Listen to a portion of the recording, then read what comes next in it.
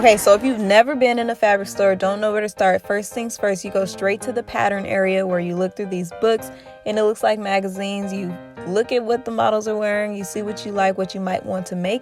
Once you've decided that, you look at the number and then you'll find the package pattern according to the number and the brand of pattern. I think I like this one, but like those ones are like more worn. So I went ahead and decided on this one because I want to do something cozy and hollow the daylight. So now I'm just looking at the furs. I really like the feeling of this one. It's so soft. But like it's $44 a yard, okay? Ain't nobody got the money for it. Honestly. Ain't nobody paying for that for no fabric. Y'all, for the amount that I just spent on this fabric, I don't even buy coats for this amount. I mean, they usually cost about this amount, but I usually always have to hesitate when a coat costs how much I just spent on this fabric. So this coat, and then I gotta make it, you know, but hopefully it will come out really nicely. It ain't got no choice to come out nice. But yeah, I just have to say that I spent $50 on fabric for this coat. Jesus. But it's gonna be cute. It's gonna be cute. Since the fur cost way too much according to my budget, I went with this one, which still was kind of expensive because of the no sale or something. But anyways, this is a simplicity pattern. And then if you want this same pattern that I have, look at that number. It's 8554 simplicity pattern. So that is what you'll shop for if you wanted to make this exact coat. All you need is the fabric for the coat and then this interfacing, which I'll explain later, and then the thread according to the color fabric that you use for the coat.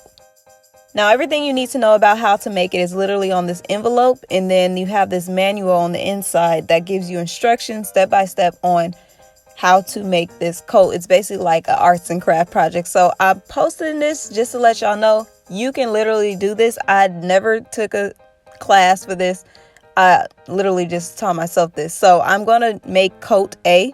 Each pattern usually comes with multiple things that you could do. So it comes with 3, but I'm going to do A. So when I'm looking at instructions, I'm making sure I'm under the section that is labeled coat A. And this is going to tell me which pattern pieces I need. So pull out the pattern printed paper, and each pattern piece you have to cut out. It has a number on it. So under section A of the manual tells you which number pattern pieces you need. So those are the only ones I'm going to cut out.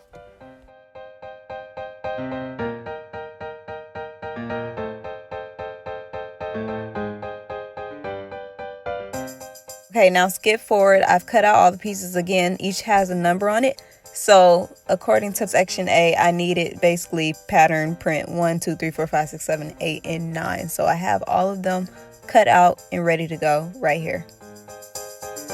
Now you get your fabric, and for most designs or most patterns I've done, you start with the fabric folded in half. So you lay the fabric out, but you do make sure that it is folded over. And then you're going to lay your patterns on top of the fabric, because now you're going to cut trace around the patterns that you just cut out.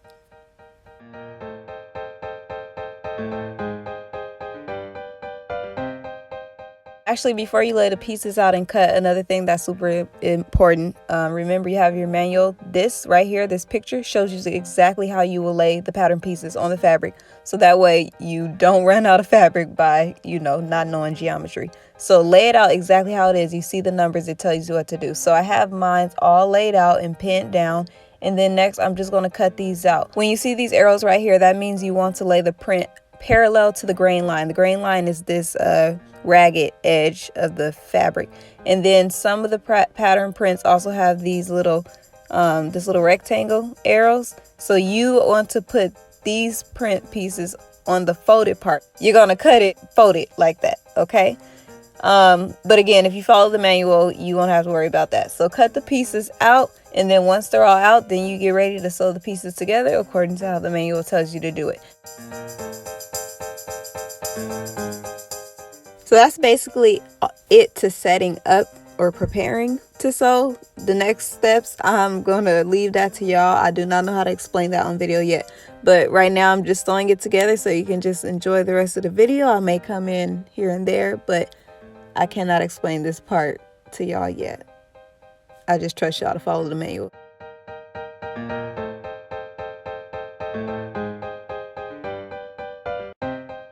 I did say I was going to explain the interfacing fabric. So this right here is the collar of the coat, okay? So I sewed it together already. Now I'm going to turn it inside out to create the coat. But the interfacing is basically to give the fabric that sturdiness. So when you think of a collar, the collar is usually more sturdy. So that is how you get that with clothing. It's usually there's like a interfacing on the inside, making it stiff and sturdy.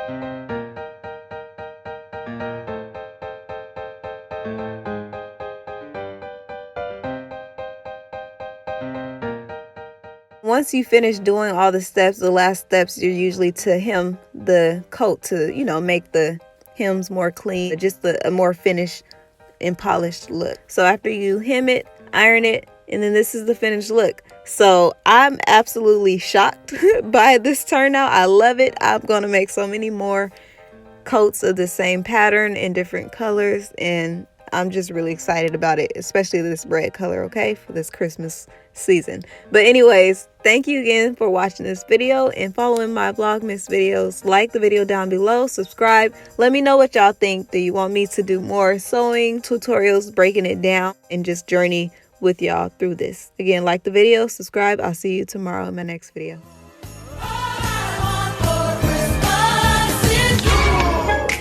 Soulja Boy, tell